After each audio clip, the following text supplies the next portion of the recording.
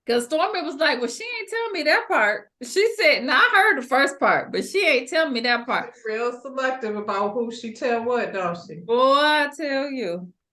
So, Stormy, oh, she must have came back. She must have came back. And Stormy asked her, well, did you hear the other part? She said you were a fan of Sheree and you drove to her book signing for a picture. So I was like, the story just keeps growing legs. Now she done drove all the way there. up there for 45 minutes. Ain't that how that happens? To get a picture. Girl, you drove all the way there. Dragged little Martell because you were such a big fan and you had to get this picture. So she explained what really happened, how she was the speaker at the event and how she happened to take a picture with her while she was there. And I still don't think there's anything wrong with taking a picture with Sheree, like if she's there. And that was years ago. This before it was even a thing. You know what I'm saying? So she said, look, she ain't got no problem with Sheree. She got a problem with one person. And speaking of that, the one person walked in and she excused herself and got the hell on down because she don't fuck with that And dude. he was bothered by that. He had to say something about that. Ain't nobody messing with you, boy. Ain't nobody got time. I don't got time for that. Mel over here. Ain't got time for you. That's why she left. So Marcel and Marceau happened to get there together, so they didn't pull Big Lou outside because they know this conversation got to go down. So we might as well go on and talk to the Negro now, so we can go on and eat these baby shower food. You know, the meatballs. Looks like she had good live food.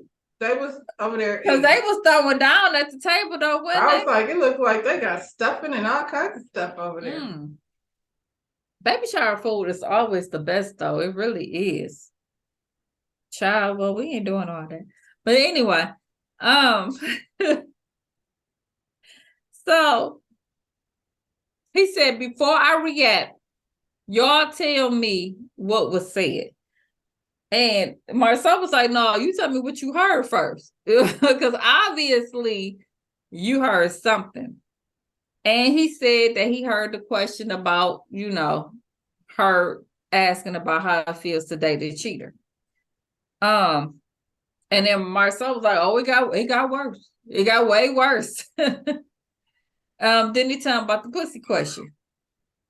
And then Big Lou want to go on, you know, Sheree is grown and, you know, she could confront. A damn fool over there trying to justify any of that. Really, he should have been like, Tiffany, you keep on saying stuff and then you want me to go fix it for you. And I'm going to talk to these niggas, but damn. He should be like, Tiffany, you carrying our baby. Why is you out here getting in the middle of some mess that don't concern you? Like, stop, because I don't want to have to come out here and hurt somebody. You know what I'm saying? All I could see during that scene is when they went to see Dr. Francis and she was dragging his ass around that thing. And Dr. Francis was like, you ain't even a leader. So Big Lou, if you let Tiffany drag you around like that, Marcel ain't worried about you.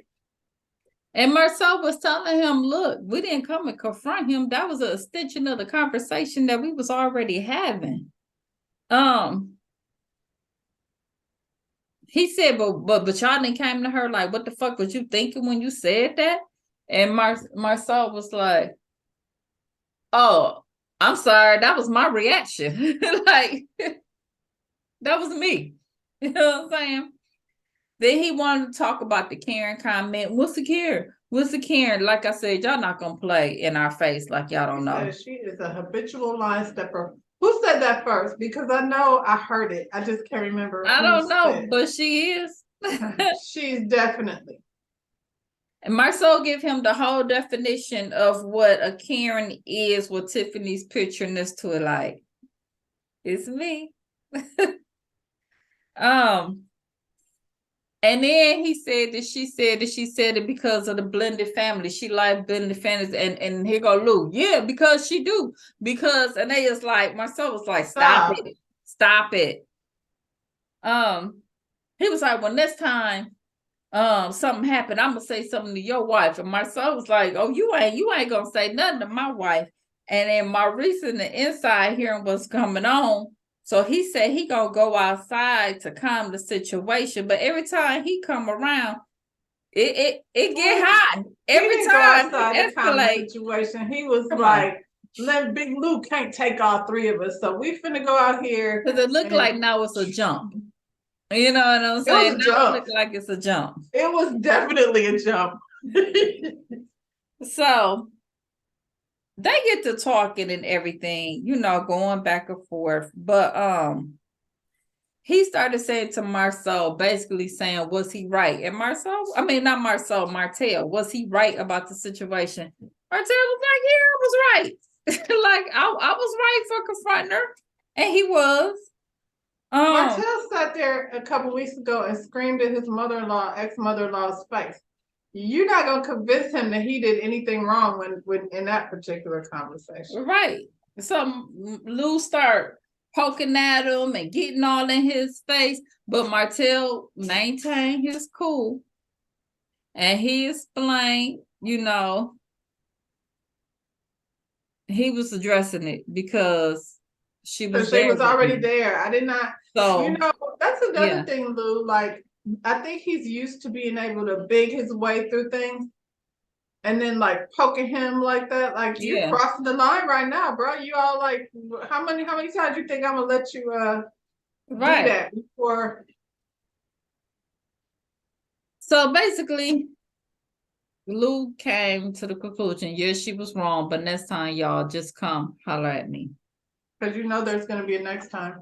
Yeah, and he did say that she owed Sheree apology. And Martha was like, hell, she owed the whole world an apology saying something like that. Like, all our I'm not apologizing to Sheree. Your shit ain't, she's just a friend girl anyway. Calm down. Yeah, that's over. So, and meanwhile, Tiffany is realizing that Big Lou just punked the hell out and it pissed her off. So then she's like, I need attention. That's how I felt. I was like, don't feel good. You see them out there dapping it up and they all good. And now, Tiffany, you're very pregnant. You didn't have no business. Now you done stretched yourself out to the point where you got to call the ambulance for real. I'm seeing stars. Where's my husband? Come back and dote over me because now I'm mad. And that's how that went off. That's how I felt. I was like, oh, she's seen they all cool. That pissed her off. So now she can't see. Yep. And I'm gonna say she probably couldn't. But you shouldn't have put yourself in that situation. Like you didn't let yourself get worked up because you know Big Lou is a punk. You knew he wasn't gonna go out there to do nothing. What did you want him to do? You wanted fisticuffs? Come on now. You shouldn't even, you should have, if he was gonna have that conversation too, you should have been like, could y'all had that conversation before the baby shower? Not at the baby shower. Right. Child. But that's how that episode ended. I guess Big Lou came. I don't know what his insurance is like, but he ended up putting her in the truck, it looked like, and taking her instead of calling the ambulance. I don't know. Y'all tell me what's happening. It's faster. You got to wait on the ambulance to get there. And then, that bill. Yeah. It'd be stupid. So, child, that was Love and Marriage Huntsville. Y'all go down. Hit that like button, subscribe to our channel. We will see you on the next one. Bell Collective up next. All right now. Bye, y'all.